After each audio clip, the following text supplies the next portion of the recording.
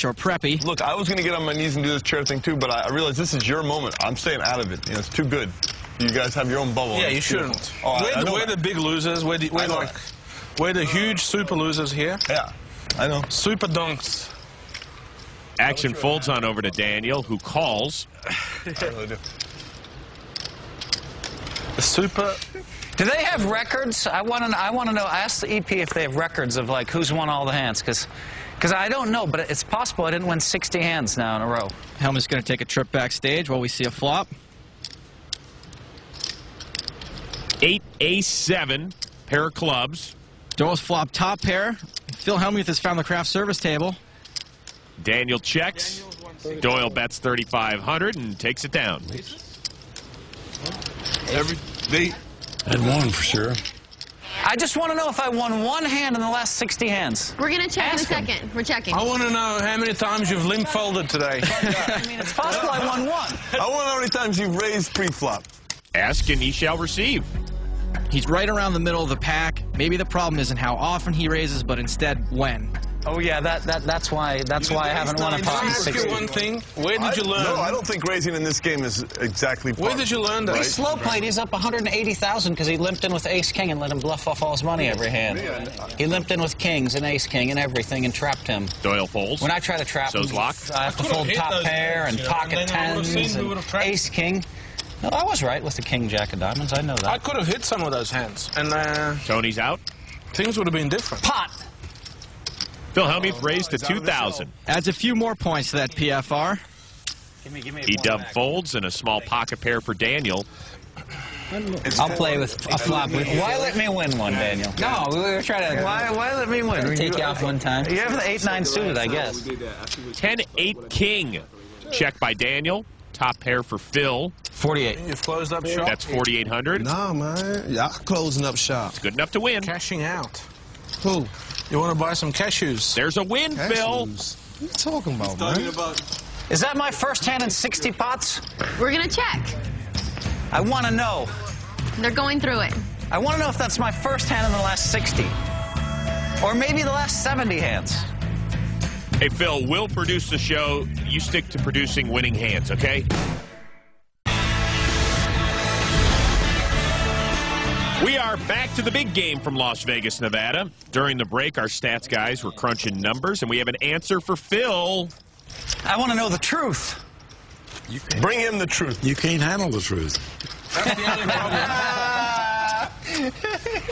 Let's take a look at Phil's winning percentage, and as you can see, he's been in a slump along with the loose cannon. Before that last W, Hellmuth was winless in 38 straight hands and won just 2 of the last 51. As you can see, Ernest isn't doing much better. He's won only 2 of the last 56 and counting. And Phil Locke has been on the uptick, and his stack reflects that. Ernest has been pushed around a lot, but he hasn't invested much either. If the loose cannon close up shop, then you'd lose the... What makes you think the loose cannon is closing up shop, Tony? That's the second time you said that, man. Is this something you're trying to say to me, man? Talk it up. What's good, man? I What's just up, think man? now you're going to just dribble away like Phil. Dribble away, man? I like, yo, real talk, you know what I'm saying? I should get a close-up. Like, I'm like a sucker to you. Like, like, nah, man, we good. We good. Ernest is the best. We good. Tony G straddles, as Phil Hellmuth still sits awkwardly. You've done well. You've done your best. So no one can expect. Your mother's happy. Oh, wow. Proud of you, Phil. Yeah, the public, he doesn't know how bad he looks. but I got to tell you, The there's public two loves Tony things. G. He doesn't know how bad he looks to the people at home. Phil folds.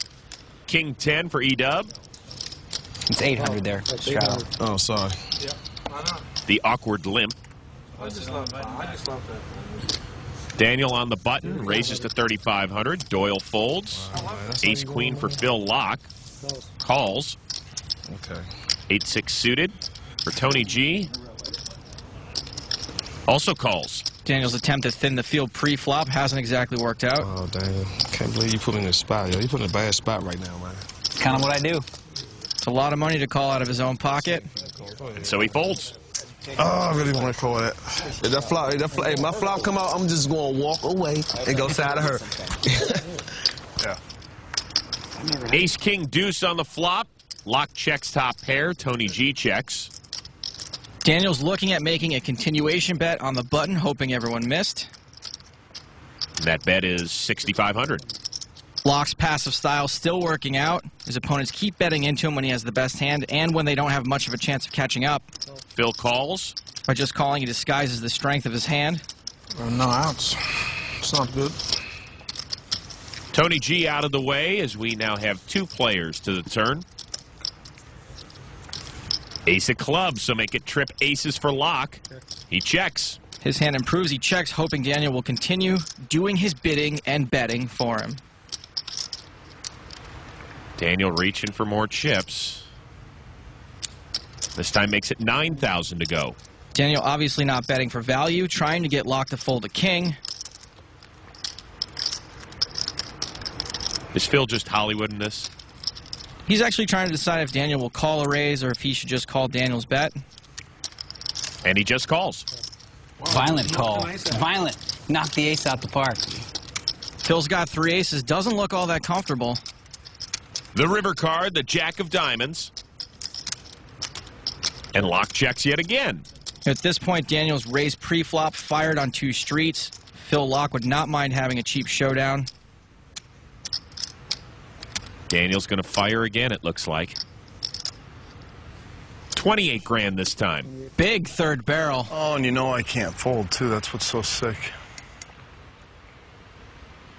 Pre-flop, I was like, does he have 2 kings? But I can't fold, can I? I have too big a hand. I mean, you would do that with ace king, ace deuce, ace jack, pocket kings, just about everything. I might as well have just a solo king, but I don't. I have a very nice hand. I'm not strong enough to fold. I wish this happened earlier instead of later. I feel like I'm paying you off. I feel like I'm paying you off, but I don't know if I can fold. I don't think I can fold, Daniel. Danielson, me not strong. Me not know how to fold. That was like a combination of Yoda and the Karate Kid. You knew I was calling the river when you bet 9. I mean, this is a chance for me to be... I could make a hero fold. I know I'm not going to fold. Pocket deuces, maybe?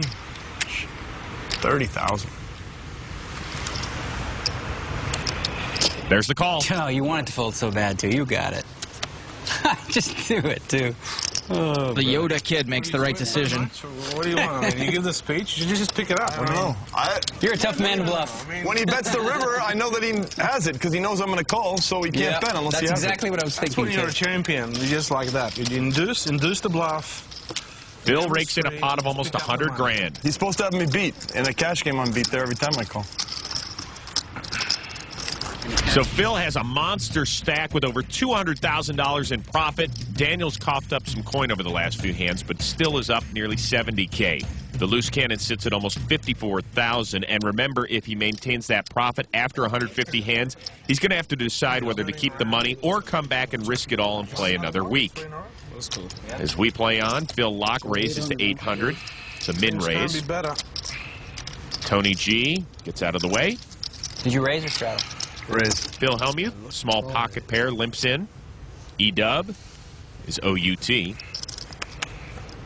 Daniel in the small blind, 10-7 suited, makes the call. Oh, it's a good script so far for this hand. Very good script. Doyle's in as well, so 4 players to the flop, which is Jack 7-5, 2 diamonds. Daniel with 7s and a flush draw checks. So does Doyle. Daniel's got the best hand with a pair of 7s. Phil Locke with his flush draw, bet of 400. Only 400 for Hellmuth to call and try to peel off a 3. Although he should know the 3 of diamonds would be big trouble for him. We see Doyle has the 3 of hearts. He's drawn pretty thin. Phil does call. With a pair and a flush draw, even though his flush draw is no good, Daniel's probably going to raise here to try to build himself a pot. He's listening to you, Joe. Raised to 4,000. Doyle folds. Phil Locke quickly calls. And Phil Hellmuth gets out of the way. That's you and me again. Yeah, I'm going to try to bluff you 3 times again. Let's see. I think I kind of know what you have, I think. You do? 6 of spades on the turn. Phil Locke now has a pair and a flush draw himself. That's going to make it very difficult for Daniel to get him to fold. Daniel bets 7,000. Maybe I was wrong. You put me on King 7 of diamonds? No. In that neighborhood? Something like... Jack 10, Jack Queen, something like that? No, I just put you on like a 4 high flush draw. So now I figured... That makes it straight. Strassa. Phil's making a pretty good read again. He is missing the part about the pair of 7s.